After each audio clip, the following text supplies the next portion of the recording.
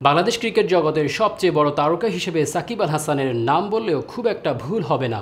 ভক্তদের আগ্রহের সীমা নেই দেশের এই তারকা ক্রিকেটারের সান্নিধ্যে আসতে। বিস্তারিত ডেস্ক রিপোর্টে। খেলার মাঠে অনন্য সাকিব প্রায় খবরের শিরোনাম হয়েছেন বিভিন্ন বিতর্কের কারণে। ভক্তদের সঙ্গে বহুবারই মেজাজ হারানোর ঘটনা ঘটিয়েছেন তিনি। সবশেষ এমন ঘটনা ঘটিয়েছেন ফতুল্লার খান সাহেব ওসমান আলী স্টেডিয়ামে। প্রাইম ব্যাংক আর শেখ জামাল ধানমন্ডি ক্লাবের মধ্যকার ম্যাচের আগেই ভক্তের সঙ্গে মেজাজ হারালেন। এমনকি চট মারতেও উদ্যত হয়েছেন সাকিব। ম্যাচ শুরুর আগে মাঠের পাশে প্রাইম ব্যাংক কোচ সালাউদ্দিন ও শেখ জামাল ধানমন্ডি ক্লাবের কোচ সোহেল ইসলামের সঙ্গে কথা বলেছিলেন সাকিব। দুজনেই সাকিবের প্রিয় গুরু। এ সময় হঠাৎ সেলফি তুলতে যান এক ভক্ত।